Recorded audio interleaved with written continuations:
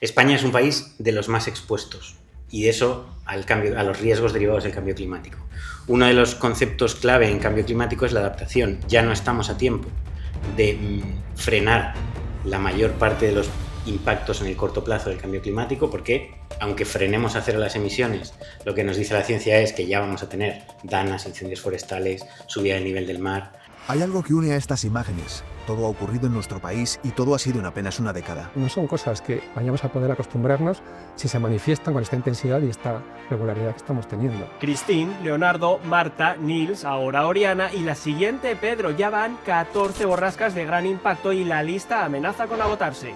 Las lluvias extraordinarias en los últimos meses han dejado toda la precipitación de un año en un solo mes o tan solo en unos pocos días. Tenemos un impacto mucho más duro de estas fuerzas de desertificación, claramente, tormentas brutales, inviernos y veranos que se solapan sin estaciones de transición. En nuestro último episodio vimos la configuración del suelo en Madrid desde el siglo XIII y también estuvimos explorando la configuración actual de la ciudad.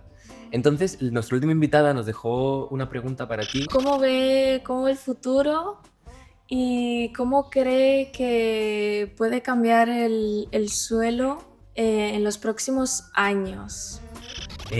Bueno, es una pregunta compleja. Yo creo que el suelo como ente biológico y donde se producen una serie de ciclos que mantienen la vida en la Tierra está, al igual que yo creo que casi todo, desde el punto de vista social o ambiental, en un momento de disyuntiva. Yo creo que el suelo se ha maltratado muchísimo por el ser humano y que estamos empezando a ser conscientes de los efectos negativos que ha tenido ese maltrato.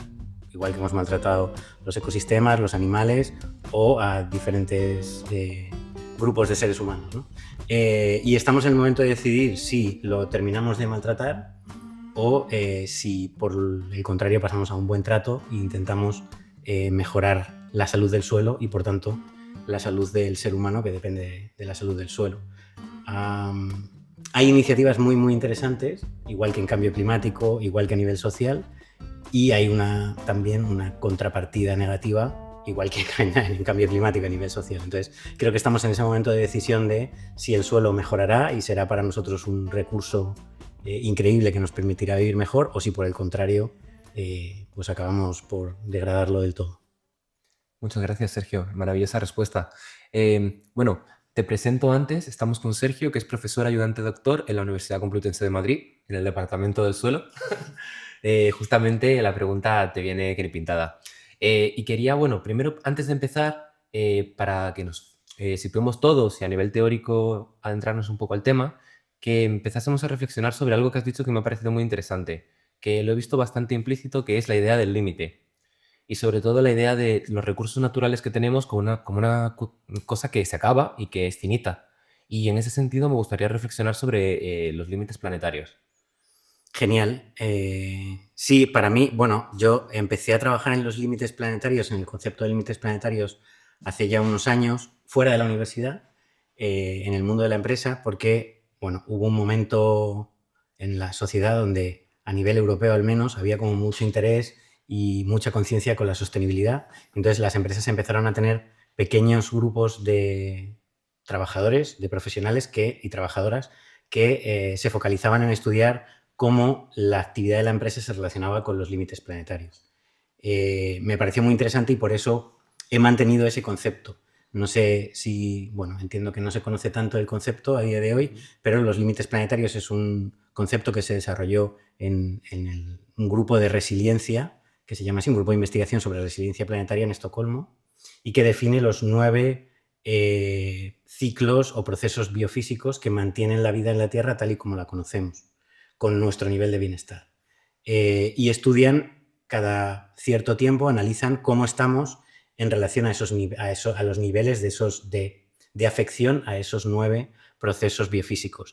Han establecido una zona segura por encima de la cual estamos poniendo en peligro la buena salud de esos procesos y, por tanto, estamos poniendo en riesgo el planeta, el mantenimiento de nuestro nivel de vida que nos sostiene a través del planeta, ¿no? La última actualización es que 7 de ellos ya están fuera del límite seguro, nos quedan únicamente 2 dentro del límite seguro. Entonces es algo preocupante, pero a la vez es fascinante trabajar sobre ello. Digamos que cuando se superen todos los límites, cuando ya que vemos todas las naves, a partir de entonces, ¿qué ocurre? O sea, como en cambio climático hay una parte de incertidumbre, ¿no? El cambio climático, de hecho, es uno de los 9 límites planetarios. La zona segura se define de manera que por debajo de la zona segura nuestros modelos matemáticos, ecológicos, nos pueden predecir cuáles van a ser los cambios asociados a ese grado de perturbación. Por encima de la zona segura, igual que por encima de ese 1,5 grados centígrados del cambio climático, los modelos no nos permiten saber qué va a pasar, con lo cual estamos en zona de incertidumbre. Sabemos que va a haber grandes cambios que van a poner en riesgo y en peligro numerosos procesos biológicos de la Tierra que mantienen nuestra alimentación, nuestro clima, nuestro bienestar, pero no sabemos exactamente hacia dónde va a ir, ¿no? Entonces entramos en zona de incertidumbre y por tanto en zona de alto riesgo para mantener nuestra vida. Y con esta idea de incertidumbre y con este mapa que nos has dibujado tan específico, sí que me gustaría empezar pues, a abordar cada uno de los temas que has comentado, ¿no? El primero sería el de la agricultura. Desde mi punto de vista, ¿no? Y también un poco por mi bagaje y mi formación, es un tema muy interesante porque estamos asistiendo a un modelo social y de gobernanza global que está cambiando. Estamos en una constante crisis y eso también afecta a la cadena de suministros y a los sistemas, bueno, y a las cadenas globales de consumo de alimentos. Si en lo político y en la gobernanza internacional estamos viendo un paso del multilateralismo hacia modelos más bilaterales, hacia, sobre todo, una vuelta presunta a la realpolitik, a la violencia y a la guerra, esto digamos que se traslada también a la parte de la comida. Entonces yo tengo mis dudas de si tiene sentido que sigamos siendo tan dependientes a nivel agroalimentario de otros países cuando todo indica y toda la tendencia a nivel armamentístico es hacia el aislacionismo, ¿no? Depender menos de Estados Unidos, depender menos de China, depender menos de... En general, depender menos. ¿Crees que tiene sentido que esto también pase a la parte agroalimentaria? En unos meses vamos a dejar de ver cerezas de Perú, aguacates de Colombia. Ostras, es muy buena reflexión, yo no creo que en el corto plazo se vaya a dar, pero entiendo que tu pregunta es más si debería darse, ¿no? Si tiene sentido que esto sea así. Es complejo. Para mí, voy a intentar no irme por la tangente. Para mí sí tiene sentido, en mi opinión personal. Tiene sentido que empecemos a alimentarnos de lo que podemos producir por varias razones, no solo ambientales, sino también de igualdad, de equidad a nivel mundial y de reparto justo, ¿no? Que nosotros compremos cerezas de Perú, como has dicho, o aguacates de Ecuador, supone que el precio que tiene que pagar una persona que quiere consumirlo allá suba. Además, esto está incluido en todos estos grandes acuerdos comerciales, Unión Europea, Mercosur, que afectan negativamente también a los productores de aquí, que están también sufriendo las consecuencias del sistema cambiante a nivel global, es decir, cambio climático, crisis hídrica, de biodiversidad, que les pone en peligro su producción, más diferentes normativas, con lo cual, bueno, pues todo esto genera complicaciones a ambos lados para la gente que más vulnerable es, ¿no? No para la gran empresa. Y sí, es verdad que hay muchas grandes guerras de la que hablabas tú que tienen una variable alimentaria. O sea, los suelos de Ucrania son los más productivos del mundo. De hecho, ellos producen 3 veces al año lo que aquí producimos una. O sea, cosechan 3 veces al año porque el suelo es altamente productivo. No digo que sea la causa fundamental de la guerra, pero puede ser una de las causas. Es el granero de Europa. Claro. Entonces, si conseguimos depender menos de lo que traemos, también ayudamos a que sea menos interesante invadir otras zonas para acumular riquezas también alimentarias. También unido todo el tema de la inestabilidad que eso ha generado, ¿no? De la guerra de Ucrania hemos visto que en diversos países, sobre todo de la zona africana, como la cadena de suministros de grano se ha visto de forma bastante chocada y ha sido bastante inestable. Volviendo, digamos, a España, siempre me gusta como ir de lo general, ¿no? A hacer un barrido por qué está pasando en el mundo. Bajamos un nivel de administración pública y nos vamos a nivel nacional en España. Somos un país que va a ser uno de los más chocados por el cambio climático, tanto a nivel de crisis de alimentos como a nivel de resiliencia de las infraestructuras. Hemos tenido los incendios en verano, la DANA en Valencia. Y yo creo que todavía no somos conscientes, o es una cosa que al menos parece que a nivel de gobernanza política nos está pillando siempre, pero lo tenemos a la vuelta de la esquina, ¿no? Antes comentábamos los límites planetarios, pero es que España, el nivel de vulnerabilidad climática que tiene es altísimo. Si digamos que de repente, pues a mí me gusta hablar en supuestos, ¿no? De repente tenemos un modelo de decrecimiento o un modelo que nos obliga a dejar de consumir tanta comida que viene de fuera, a nivel interno con el cambio climático, ¿cómo nos las apañamos? Y esto es muy hipotético, pero sí que me gustaría ir como ejemplos concretos, ¿no? Sí, has sacado un concepto que es el de vulnerabilidad bastante interesante en este sentido.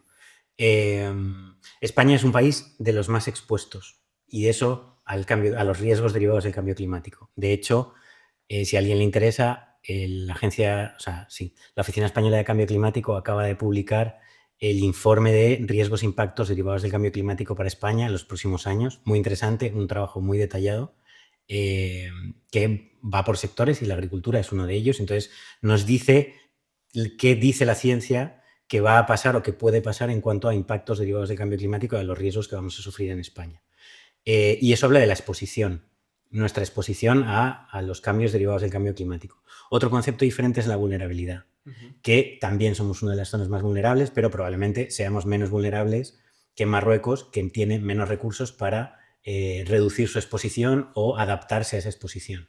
Uno de los conceptos clave en cambio climático es la adaptación. Ya no estamos a tiempo de frenar la mayor parte de los impactos en el corto plazo del cambio climático, porque aunque frenemos a cero las emisiones, lo que nos dice la ciencia es que ya vamos a tener danas, incendios forestales, subida del nivel del mar, con lo cual hemos tenido que, y el panel intergubernamental de cambio climático ya lo dice, abrir la ventana a la adaptación, que es reducir nuestra vulnerabilidad. Y en este sentido hay muchas cosas que se pueden hacer desde el punto de vista agroalimentario en España para intentar que nuestra producción de alimentos se adapte y sea más resiliente frente al cambio climático. Cambios en las variedades que plantamos, cambio en las zonas en las que plantamos, eficiencia hídrica, que nos queda mucho por hacer, o un concepto que es bastante, diría, novedoso y crucial, que es la agricultura regenerativa. ¿Podrías profundizar un poco más en este concepto?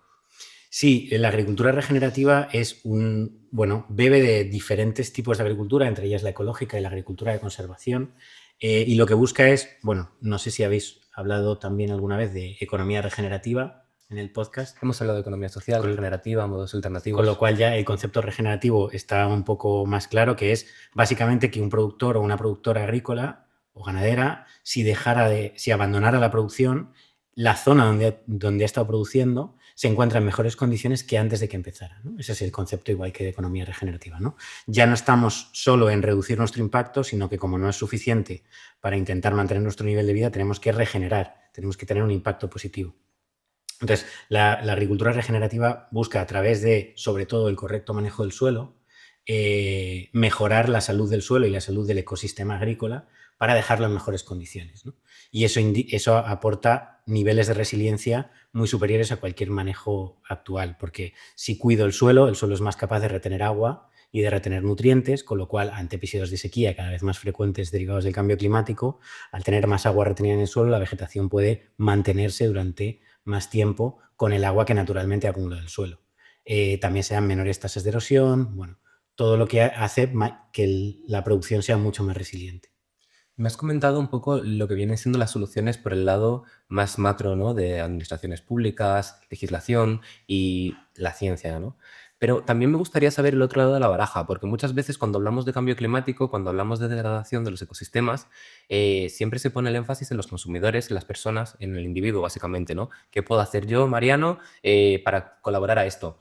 Y no quiero ser uno de esos podcasts en los que de repente 5 tips de lo que puedes hacer tú, pero sí que me gustaría saber, nosotros como individuos, aquí me voy a mojar un poco, a mí me da la sensación que no estamos, ni como individuos exigimos lo mismo, ni suficiente a las instituciones públicas, porque se está haciendo muy lento, porque siempre llegamos tarde, porque no somos plenamente conscientes de todo lo que está ocurriendo, pero la que metas la cabeza un poco en este tema, ya te das cuenta de que, no quiero decirlo, pero estamos en una situación muy delicada.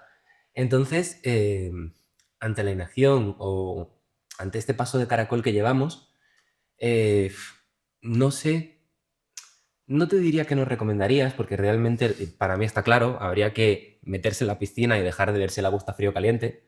Pero sí, tú como científico, ¿crees que es factible ahora mismo llevar a cabo políticas más contundentes para frenar la degradación que estamos viendo en distintos ámbitos? Entiendo que entonces quieres focalizarte en la parte Sí, política más que en la personal. más en la parte científica, ¿no? De Vale. si mañana tú te levantas y estás en un gobierno tecnocrático, te elige el pueblo de que queremos que Sergio aplique esto para renovar el suelo de España. ¿Se podría hacer, digamos, a corto plazo o en el punto en el que nos encontramos ahora estamos hablando de soluciones a muy largo plazo? Vale, yo intentaré ser lo más positivo posible, ¿vale? Por favor.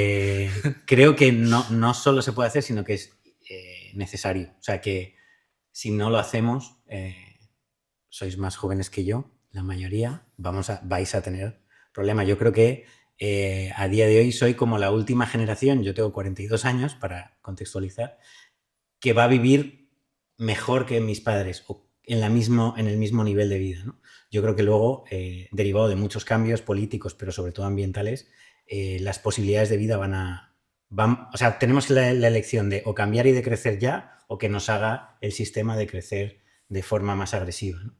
Pero ya tenemos a día de hoy soluciones. O sea, no hay nada que desarrollar nuevo que ya no tengamos en nuestra mano para hacer frente al momento de crisis ambiental que tenemos. Igual que cualquier crisis política, sociopolítica, tenemos en nuestra mano las herramientas. El problema es que las palancas que hacen activar esas herramientas no se activan. Agricultura regenerativa es una de ellas que permitiría... la agricultura en España y a nivel mundial es el mayor uso del suelo, es decir, la mayor parte del suelo emergido está o cultivado o urbanizado o forma parte de ecosistemas naturales, pero una gran parte está cultivado. Si cambiamos la manera en la que cultivamos, estaremos protegiendo y regenerando suelos a nivel bastante representativo en superficie. Eso permitiría acumular más carbono y, por tanto, mitigar gases de efecto invernadero y hacer más resiliente nuestra producción de alimentos, ¿no? Además, aumentar la biodiversidad de los sistemas agrícolas y, por tanto, también mejorar en otra serie de límites planetarios, volviendo al concepto.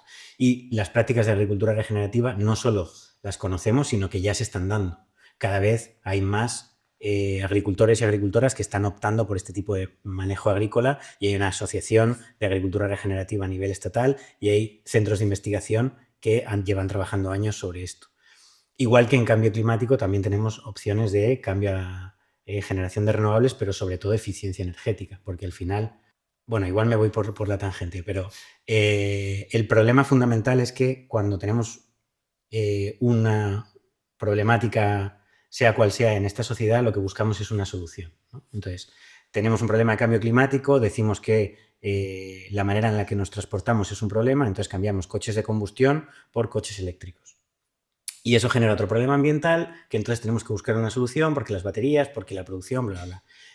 Sin embargo, hay sociedades en el mundo que cuando tienen un problema lo que buscan es eliminar el problema, no encontrar una solución. Entonces dicen, ok, ¿cuál es el problema? Tenemos cambio climático y una gran responsable es el medio en el que nos transportamos. Leñe, y si ponemos transporte público, carriles bici, cambiamos el modelo de ciudad para que la gente se pueda trasladar menos y además de otras maneras, y en vez de fabricar coches que contaminan pero que contan menos de gases de efecto invernadero para más de otro tipo, ¿no? O sea, hay que cambiar el mindset y hablar de decrecimiento es hablar de consumir y vivir de otra manera que puede ser mejor, no solo renunciar a cosas. Bueno, me has recordado un poco a la navaja de Occam, ¿no? Pero me quedo con esa idea y sobre todo con esa caja de herramientas que nos has dejado de que a veces la solución más sencilla es eliminar el problema. Muy top. Muchísimas gracias por haber venido hoy, Sergio. Gracias. Antes de irnos, me gustaría que le dejases una pregunta a la siguiente persona que va a venir en el próximo episodio. Me gustaría saber, a nivel personal, volviendo a lo que decías, cómo vive esta situación coyuntural o esta situación de cambio global y qué decisiones ha tomado en los últimos años para, actuar en contra, porque al final la mejor solución a la ansiedad es pasar a la acción y eso elimina la ansiedad porque estás formando parte de la solución. Así que, bueno, pues, ¿qué ha hecho él en estos años para frenar la ecoansiedad y pasar a la acción a nivel personal. Bueno, también funciona muy bien. Hay una página en internet que te pone noticias, happy news sobre cambio climático. Muchísimas gracias por haber venido y a nuestros oyentes nos vemos en el próximo episodio.